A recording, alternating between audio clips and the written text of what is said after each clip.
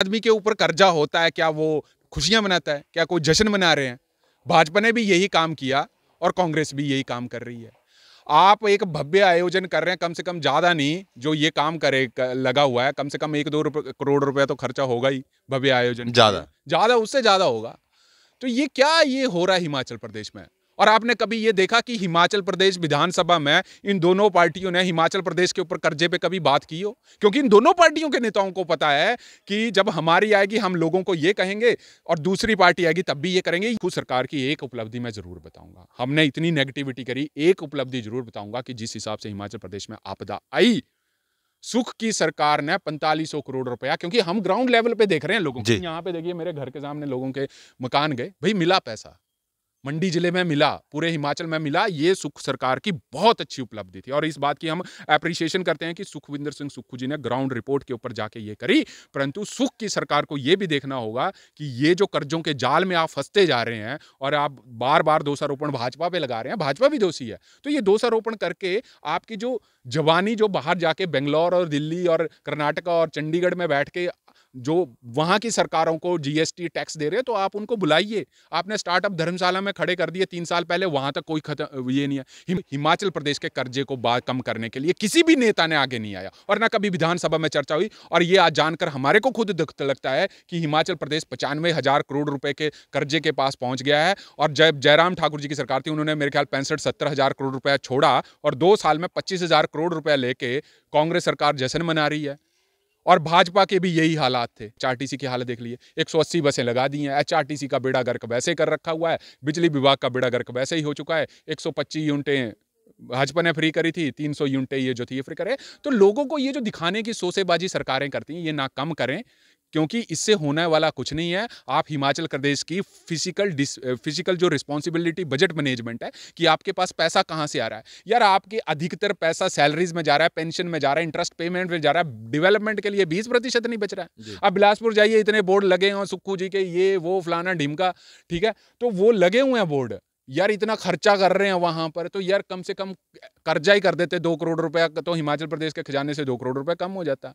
और भाजपा ने भी ये करा। जब मोदी जी आते थे तब जी बड़ी बड़ी एचआरटीसी की बसें जाती थी, इतने इतने पेंडिंग जो बजट बिल थे वो एचआरटीसी के पेंडिंग थे। आज लूणू मैदान में वो हो रही है, आपके पास रैली आयोजित हो रही है, फिर से एचआरटीसी बसें वहां पे लगा दी। वो तो एक भव्य आयोजन किया जा रहा क्या है। मतलब है आयोजन का? यार, गवर्नमेंट सेक्टर में यही हालात है, प्राइवेट वाले तो कभी पूछे नहीं है। मंडी में आप बात कर लो, 80,000 बेरोजगार हैं जो अनएम्प्लॉयमेंट एक्सचेंज में रजिस्टर्ड है। आप किस चीज का वो कर रहे हैं? और ना कोई ये सरकार ऐसी आएगी कि कोई कर्जे को कम करने की बात। कांग्रेस सरकार ने बनते ही यहाँ तक कि जो हिमाचल प्रदेश सरकार पे जो कर्जा था, उस कर्जे की वो बात करती रही। सुख की सरकार जो थी वो कर्जे की बात करती रही तथा उसी कर्जे को कम करने के लिए या हमें केंद्र से कम पैसा लेने के लिए कई तरीके के जो थे वो योजनाएं सरकार ने बनाई थी। तो आपको क्या लगता है कि वो योजनाएं जो थी वो सिर्फ कागजों तक सीमित हैं या उसका कोई ना कोई फर्क पड़ेगा? देखिए, ऐसा है कि हिमाचल प्रदेश राज्य ऐसा है, यहाँ पे नेताओं की कोई भागीदारी नहीं है कि कोई नेता आके हिमाचल प्रदेश का कर्जा कम कर रहा है, अनएम्प्लॉयमेंट कम कर रहा है। 90% जो एड है वो सेंट्रल गवर्नमेंट की है। जहां से पैसा आता है हिमाचल प्रदेश चलता है। हिमाचल प्रदेश के पास ऐसे कोई संसाधन नहीं है हिमाचल प्रदेश अपने पैरों पे खड़ा हो। क्योंकि हिमाचल फास्ट एक्सप्रेस में देश और प्रदेशवासियों का हार्दिक स्वागत है। मैं हूं संदीप वर्मा तथा आज हम जिस मुद्दे पे बात करने जा रहे हैं वे मुद्दा हिमाचल प्रदेश की राजनीति से जुड़ा हुआ है। तो जिस तरीके से इस महीने हिमाचल प्रदेश सरकार को बने हुए ठीक 2 साल हो जाएंगे तथा इन्हीं सभी राजनीतिक घटनाक्रमों की हम हिमाचल फास्ट एक्सप्रेस के संस्थापक हरीश वर्मा जी से बात करेंगे कि किस तरीके से वो इन 2 सालों को सरकार के देखते हैं तथा किस तरीके से इसमें सरकार तथा विपक्ष की भूमिका रही, कौन कौन से मुद्दे जो थे वो जनता पे हावी रहे तथा किन मुद्दों को लेकर सरकार आगे 3 साल और काम करने जा रही है। तो हरीश वर्मा जी, बहुत बहुत स्वागत है आपका हिमाचल फास्ट एक्सप्रेस में। धन्यवाद जी। तो हरीश वर्मा जी, जिस तरीके से हम आपको से पूछना चाहेंगे कि हिमाचल प्रदेश सरकार के 2 साल पूरे होने जा रहे हैं तथा इन 2 सालों को मनाने के लिए हिमाचल सरकार ने, कांग्रेस सरकार ने लूहणू मैदान में एक भव्य आयोजन किया है तथा आप इस तरीके से किस तरीके से इस सरकार के इन 2 सालों के कार्यकाल को देखते हैं? सबसे पहले धन्यवाद संदीप जी। मैं इस चीज़ पे यही कहूँगा कि देखिए, सबसे पहले तो मैं आपके माध्यम से एक चीज़ बता दूं कि खबर का डिस्क्लेमर ये है कि हमारा न्यूज़ चैनल किसी पार्टी से संबंधित नहीं है, ना भाजपा से, ना कांग्रेस से, ना किसी अन्य दल से। क्योंकि कई बार क्या होता है कि हम किसी सरकार की बुराई करते हैं तो लोगों को लगता है कि कांग्रेस के बारे में बोल रहे हैं तो शायद ये भाजपा का आदमी है, भाजपा वाले बोलेंगे तो बोलेंगे कि कांग्रेस का आदमी है। परंतु सीधी सी बात करेंगे कि ये फालतू की ढकोसलेबाजी चाहे भाजपा ने की, चाहे कांग्रेस ने करी, ये फालतू की ढकोसलेबाजी है। जिस आदमी के ऊपर कर्जा होता है, क्या वो खुशियां मनाता है? क्या कोई जश्न मना रहे हैं? भाजपा ने भी यही काम किया और कांग्रेस भी यही काम कर रही है। आप एक भव्य आयोजन कर रहे हैं, कम से कम ज्यादा नहीं जो ये काम करे लगा हुआ है, कम से कम 1-2 करोड़ रुपया तो खर्चा होगा ही भव्य आयोजन के लिए। ज्यादा ज्यादा, उससे ज्यादा होगा। तो ये क्या ये हो रहा है हिमाचल प्रदेश में? और आपने कभी ये देखा कि हिमाचल प्रदेश विधानसभा में इन दोनों पार्टियों ने हिमाचल प्रदेश के ऊपर कर्जे पे कभी बात की हो? क्योंकि इन दोनों पार्टियों के नेताओं को पता है कि जब हमारी आएगी हम लोगों को ये कहेंगे और दूसरी पार्टी आएगी तब भी ये करेंगे। ये इनके टेक्निक्स हैं। परंतु हिमाचल प्रदेश के कर्जे को कम करने के लिए किसी भी नेता ने आगे नहीं आया और ना कभी विधानसभा में चर्चा हुई। और ये आज जानकर हमारे को खुद दुख लगता है कि हिमाचल प्रदेश 95,000 करोड़ रुपए के कर्जे के पास पहुंच गया है। और जब जयराम ठाकुर जी की सरकार थी, उन्होंने मेरे ख्याल 65-70,000 करोड़ रुपया छोड़ा और 2 साल में 25,000 करोड़ रुपया लेके कांग्रेस सरकार जश्न मना रही है। और भाजपा के भी यही हालात थे और भाजपा ने भी यही चीज़ें की कि अपने निजी फायदे के लिए यही सारी चीज़ें करते रहे थे। अब देख लीजिए आप, सरकार ये हालात देख लीजिए, चाहे एचआरटीसी की हालत देख लीजिए, 180 बसें लगा दी हैं। एचआरटीसी का बेड़ा गर्क वैसे कर रखा हुआ है, बिजली विभाग का बेड़ा गर्क वैसे ही हो चुका है। 125 यूनिटें भाजपा ने फ्री करी थी, 300 यूनिटें ये जो थी ये फ्री करे। तो लोगों को ये जो दिखाने की सोसेबाजी सरकारें करती हैं, ये ना कम करें, क्योंकि इससे होने वाला कुछ नहीं है। आप हिमाचल प्रदेश की फिजिकल जो रिस्पॉन्सिबिलिटी बजट मैनेजमेंट है कि आपके पास पैसा कहां से आ रहा है। यार, आपके अधिकतर पैसा सैलरीज में जा रहा है, पेंशन में जा रहा है, इंटरेस्ट पेमेंट में जा रहा है, डेवलपमेंट के लिए 20% नहीं बच रहा है। अब बिलासपुर जाइए, इतने बोर्ड लगे हैं सुक्खू जी के, ये वो फलाना ढिमका, ठीक है, तो वो लगे हुए हैं बोर्ड। यार, इतना खर्चा कर रहे हैं वहां पर, तो यार कम से कम कर्जा ही कर देते 2 करोड़ रुपया, तो हिमाचल प्रदेश के खजाने से 2 करोड़ रुपया कम हो जाता। और भाजपा ने भी ये करा। जब मोदी जी आते थे तब जी बड़ी बड़ी एचआरटीसी की बसें जाती थी, इतने इतने पेंडिंग जो बजट बिल थे वो एचआरटीसी के पेंडिंग थे। आज लूणू मैदान में वो हो रही है, आपके पास रैली आयोजित हो रही है, फिर से एचआरटीसी बसें वहां पे लगा दी। वो तो एक भव्य आयोजन किया जा रहा है। क्या मतलब है आयोजन का? यार, आदमी मर रहे हैं यहाँ पे, लोगों के पास गवर्नमेंट सेक्टर में यही हालात है। प्राइवेट वाले तो कभी पूछे नहीं है। मंडी में आप बात कर लो, 80,000 बेरोजगार हैं जो अनएम्प्लॉयमेंट एक्सचेंज में रजिस्टर्ड है। आप किस चीज का वो कर रहे हैं? और ना कोई ये सरकार ऐसी आएगी कि कोई कर्जे को कम करने की बात। कांग्रेस सरकार ने बनते ही यहाँ तक कि जो हिमाचल प्रदेश सरकार पे जो कर्जा था, उस कर्जे की वो बात करती रही। सुख की सरकार जो थी वो कर्जे की बात करती रही, तथा उसी कर्जे को कम करने के लिए या हमें केंद्र से कम पैसा लेने के लिए कई तरीके के जो थे वो योजनाएं सरकार ने बनाई थी।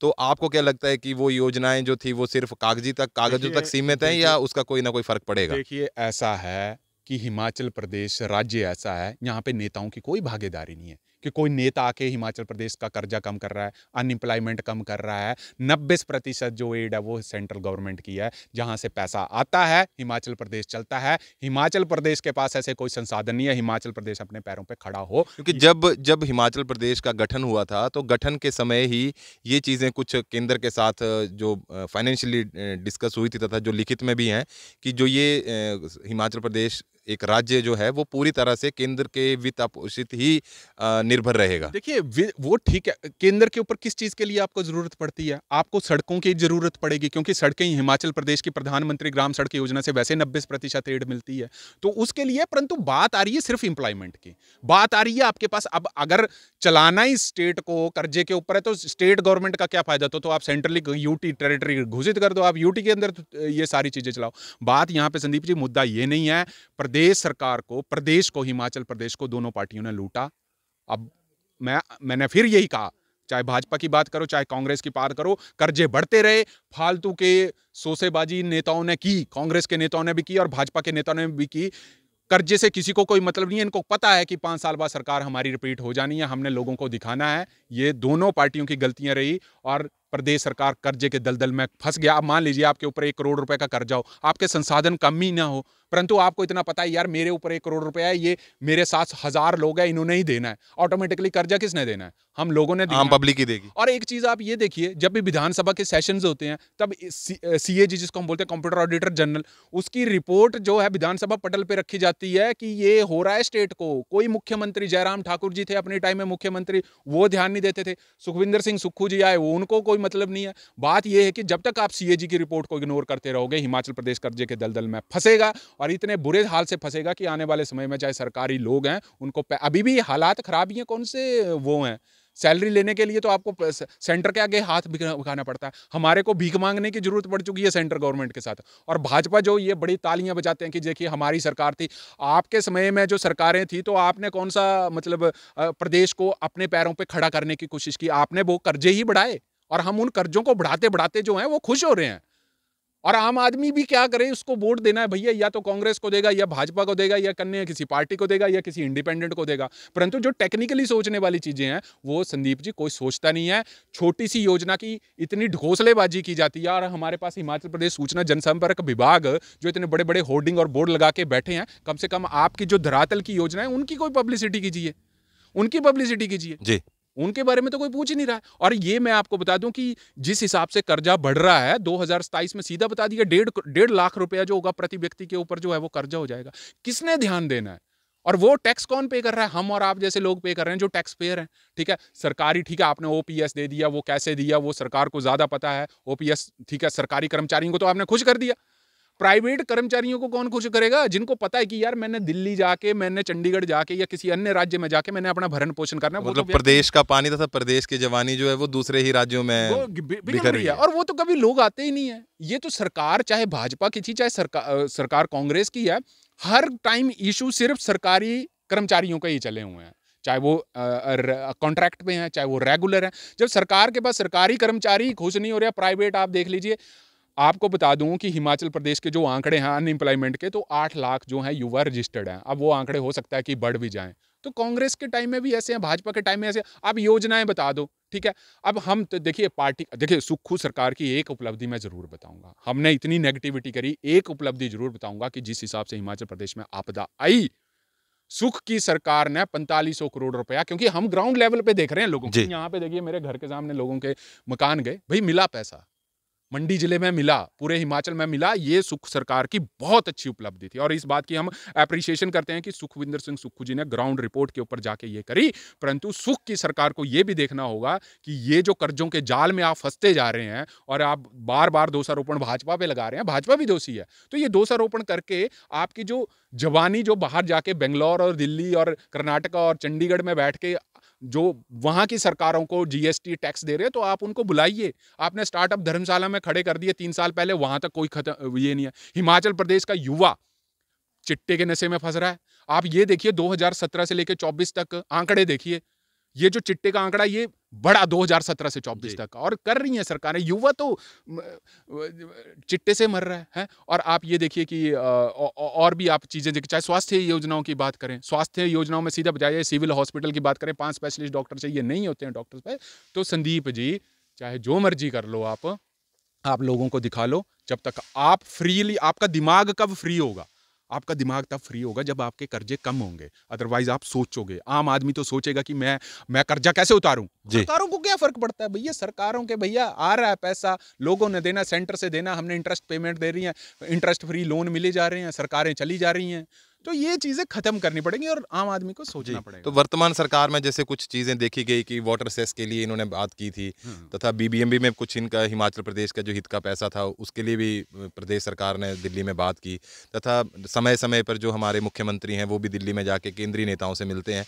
लेकिन उसके बाद भी अगर आपको क्या लगता है कि किस तरीके से इन सब चीज़ों को जो है वो किया जा सकता है? एक चीज़ बताइए, सरकार अच्छा काम कर रही है कि हिमाचल प्रदेश का जो वाटर सेस का है वो मिलना चाहिए, पर मिलेगा कब? अभी यहाँ पे पहले आपके पास हाई कोर्ट में वो केस चलता रहा, अब सुप्रीम कोर्ट में चल जाएगा। अब जब तक सुप्रीम कोर्ट में उसकी सुनवाई होगी तब तक अगली सरकार बदल जाएगी। तो बात ये है कि आप तो लड़ाई लड़ रहे हैं, पर उस लड़ाई लड़ने का कानूनी तरीका जो है बड़ा लंबा है।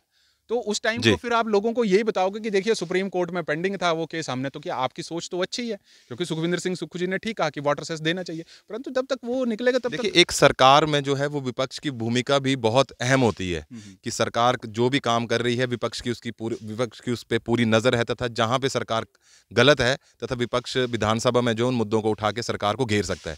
लेकिन क्या आपको लगता है कि विपक्ष एक पूरी भूमिका उस तरीके से निभा रहा है? देखिए, जहाँ तक मैं विपक्ष की बात करूँ, ये तो सिलसिला चलता ही है, चाहे सरकारें कांग्रेस की, भाजपा की, करना वॉकआउट ही है। कि चाहे उधर करोड़ों रुपए आप देखिए, चाहे शिमला की बात करें, चाहे धर्मशाला की बात करें, करोड़ों रुपए सरकारें खर्चती हैं, पर होता वॉकआउट ही है। चर्चाएं तो नामात्र रह गई हुई हैं कि चर्चाएं वहाँ पे होती हैं, विपक्ष पूरा दिन वॉकआउट होता है, कैंटीन्स खुली होती हैं, हम खाना खाते हैं और नेता अगले दिन आते हैं, तो ये वॉकआउट चल।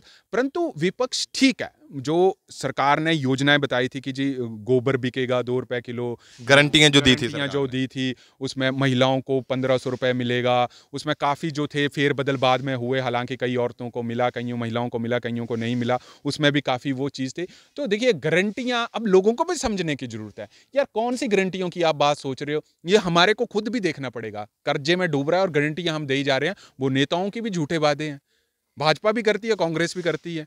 और ये विपक्ष की जहाँ तक भूमिका मैं निभाऊं, बात करूं, तो विपक्ष ठीक है, गारंटियों को लेकर सदन से वॉकआउट करता है, परंतु ऑटोमेटिकली बात तो वहीं पे ही आ जाती है ना कि चर्चा किस बात के ऊपर हुई, कोई फाइनल, कोई ठोस नतीजा निकला, लोगों को दिखाया जा जो रहा है। सरकार, जो हिमाचल प्रदेश के मुद्दे हैं, बेरोजगारी का मुद्दा है, नशे का मुद्दा है, तथा जिस तरीके से प्रदेश सरकार के ऊपर जो कर्ज है वो मुद्दा है, तथा इस तरीके से और भी जो योजनाएं कल्याणकारी सरकार ने बनाई हैं उन पे वो मुद्दे हैं। आप कल्याणकारी बात की बात कर रहे हैं, आप चाहे भाजपा की सरकार देखें, कल्याणकारी मुद्दों के लिए तो आपके पास 20% का बजट नहीं है, 52,000 करोड़ की रिसिप्ट्स आती हैं। इसका मतलब उसके ऊपर बात करना भी जायज नहीं मतलब वो समझते हैं। पता है उनको ना, यार हम नहीं बात करेंगे, क्या बात कर रहे हैं आप, 52,425 करोड़ की जो थी वो बजट की रिसिप्ट्स थी, उसमें से आपके पास 42% सैलरीज में निकल रहा है, 22% आपके पास पेंशन में निकल रहा है, आपके पास 15% इंटरेस्ट पेमेंट्स में निकल रहा है, आपका पैसा बचा कितना? 100 रुपए में सिर्फ आपके 100 पास रुपए में 15 से 20 रुपए बचते हैं। 100 रुपए में 20 रुपए बचते हैं, और 20 रुपए में के लिए भी 5 रुपए आप ऐड में दिखा दिए, बचा क्या हमारे पास? अब सोचना पड़ेगा ना नेताओं को। और मेरी ये एक बात, मेरे को तो आज तक ये समझ नहीं आता है कि विधानसभा पटल पे ये नेता जो हैं वो सीएजी की रिपोर्ट को क्यों सीरियस नहीं लेते हैं, क्यों ऐसे मुद्दे उठाए जाते हैं कि यार ये ऐसा है वैसा है। मैं बात उस चीज को समझता हूं, उठाना चाहिए, परंतु जो मूलभूत जो जड़ की समस्या है यार, आप कर्जे के ऊपर बात करो, आप कर्जे की कोई बात नहीं कर रहा। एम्प्लॉयमेंट के चला हुआ है पिछले 10-15 साल से कि अनएम्प्लॉयमेंट है, उसको सॉर्ट आउट करने के लिए कौन से हमने तरीके अपनाए? हमने धर्मशाला में स्टार्टअप खोल दिया, हमारे पास मंडी, ठीक है। अब स्टार्टअप योजनाएं आप बताइए संदीप जी, हिमाचल प्रदेश में कौन सी चलती हैं? ये बिजली की आपके पास की, अपना अपना प्लांट लगाई, उसके लिए खर्चा कितना होता है? पहले आपको 20 लाख रुपए अपनी जेब में चाहिए। जी। आप इलेक्ट्रिक गाड़ियां आप बात कर रहे हैं कि सरकार 90% सब्सिडी देगी, 20 लाख आपके पास होना चाहिए, उसका इंफ्रास्ट्रक्चर भी पहले चाहिए। उनका इंफ्रास्ट्रक्चर आपके पास चाहिए। ये तो होगी नॉन टेक्निकल जॉब्स। आप टेक्निकल क्षेत्र में, जहां पे हमारी जीएसडीपी हिमाचल प्रदेश की बढ़नी है, उसको तो कुछ सोचिए। आप टेक्निकल क्षेत्र में लाइए आईटी। अब पंजाब में चली जाइए, क्या है मोहाली में आपके पास सारी की सारी आईटी हब वहां पे बना हुआ है। वो कैसे बन गया आपके पास आईटी हब? वहां पे क्या हो रहा है? लोगों ने अपना स्टार्टअप शुरू किया, वहां पे कंपनीज लगी, अपना काम कर रही हैं, स्टेट को भी जीएसटी कंट्रीब्यूट कर रही है, सरकार ने उनको सुविधाएं दी हैं, तभी सुविधाएं दी वहां पे।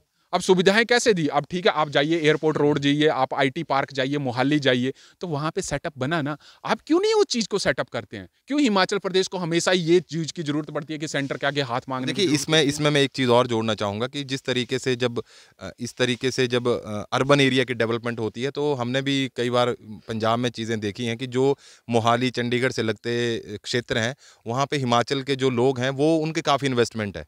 तो जब वो इन्वेस्टमेंट चाहे लैंड में कर रहे हैं, लैंड परचेज में कर रहे हैं, चाहे मकान बना रहे हैं, तो कहीं ना कहीं हम अपना पैसा जो है वो दूसरे राज्य में भी लगा रहे हैं। अरे बिल्कुल सही बात है। अब दूसरी बात कहाँ पे जानी है, हम अपनी ही बात कर ले रहे हैं। हम खुद मोहाली में रह रहे हैं, चंडीगढ़ में रह रहे हैं, हम अपना पैसा लगा रहे हैं वहाँ पर, लैंड परचेज कर रहे हैं। और वो क्यों कर रहे हैं? क्योंकि वहाँ पे हमारे को पता है स्वास्थ्य सुविधाएं हैं, वहाँ पे एजुकेशन का सिस्टम्स काफ़ी अच्छा है, वहाँ पे और सुविधाएं, एयरपोर्ट हमारे को नज़दीक है। यहाँ पे एयरपोर्ट की लड़ाई इतनी हो जाती है कि बनना बाद में। तो ये चीज़ें जो हैं ये चलती रहेंगी। और ये सोचने वाली आज बात है कि हम लोग क्यों पलायन कर रहे हैं, क्यों हिमाचल प्रदेश जैसे ऐसी जगह पर हम सेटअप नहीं कर पाते। ये सोचना किसका काम है? ये सोचना सरकार का काम है, सरकार के नुमाइंदों का काम है, सरकार के। आप टेक्निकल एजुकेशन की बात करिए, कितना अनएम्प्लॉयमेंट है।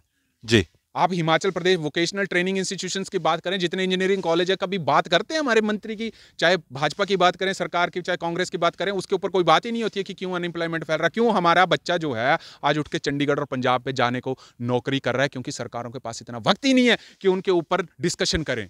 और ये डिस्कशन इसीलिए है कि अब देखिए, और अभी भी बच्चे आप देखिए हिमाचल प्रदेश में जो टेक्निकल एजुकेशन ले रहे हैं वो बाहर ही जा रहे हैं, और उनको पता है कि हमने चंडीगढ़ ही सेटल होना है, और लोग भी चंडीगढ़, दिल्ली, गुड़गांव में ही फ्लैट ले रहे हैं, क्योंकि हिमाचल प्रदेश को आपने भिखारी बना दिया हुआ है, भीख मांगने की आदत पड़ गई हुई है सेंटर से। हिमाचल प्रदेश को स्टैंड अप ही नहीं करने की कोशिश की गई।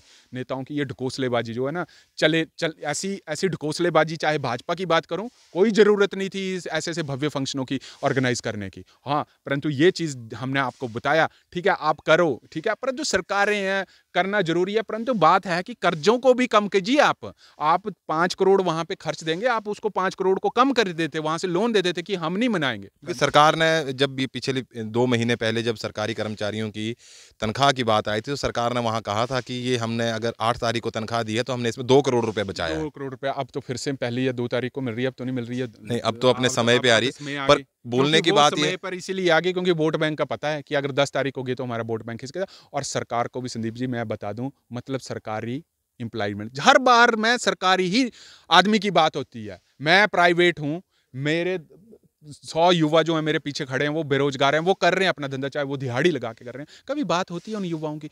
हिमाचल प्रदेश में कितने जो व्यक्ति हैं जिनको ओपीएस मिला, कम से कम 1-1.5 लाख लोग हैं जिनको ओपीएस मिला, परंतु हमने ओपीएस के ऊपर तो चर्चाओं पर चर्चाएं हुई, परंतु उन युवाओं को देखो जो आज नशे के ऊपर गर्त में जा रहे हैं, पढ़ रहे हैं, वो नशे के चक्कर में या तो कोई फैमिली से परेशान है, या तो उनको नौकरी नहीं लग रही है, नशा ऐसे नहीं बढ़ रहा है। और जब लोगों के पास कोई सोर्स ऑफ इनकम ही नहीं रहा तो लोग वो नशा बेच रहे हैं।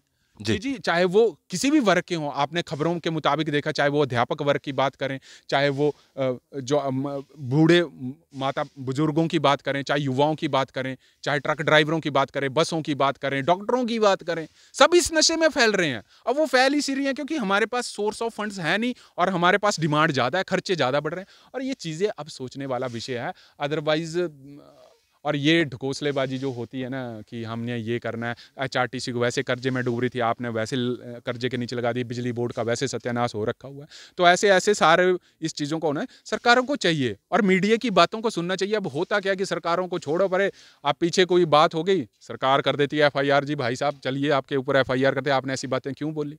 आप जब चौथे स्तंभ को बोलने का मौका नहीं देंगे, हम बोलेंगे नहीं। अब हमने आपके साथ बोला कि ऐसा ऐसा हिमाचल प्रदेश में है, कल को मैं नहीं मालूम मेरे ऊपर FIR हो जाए, तो भैया हमने तो सही बात बोली कि जी कर्जा बढ़ रहा है। हिमाचल प्रदेश में बेसहारा पशुओं की बात करें, कौन उनके लिए जिम्मेदार है? भाजपा की सरकार ने बात करी थी, वीरेंद्र कंवर जब ये थे मिनिस्ट्री इनके पास थी, तो बोला जी सेंचुरी बन रही है। आज भी देख लो मंडी में, जिला मंडी में चले जाओ, नेर चौक से मंडी के बीच में हजारों पशु जो है बेसहारा, कितने VIP जाते हैं, कितनी VIP मूवमेंट होती है, हुआ कुछ इलाज? कुछ नहीं हुआ।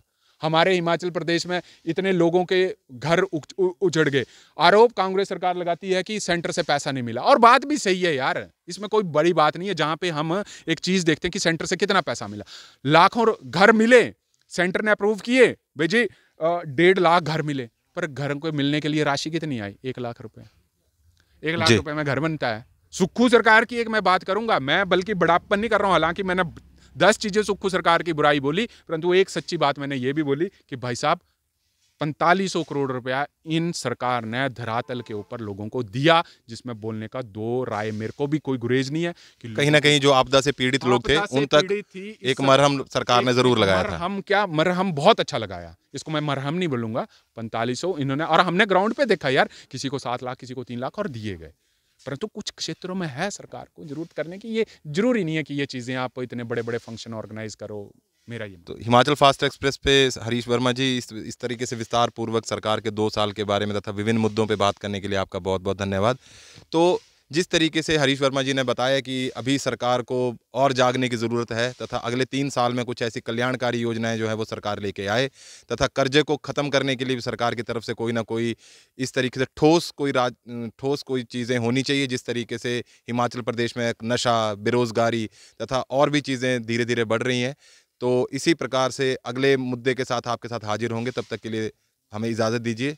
धन्यवाद।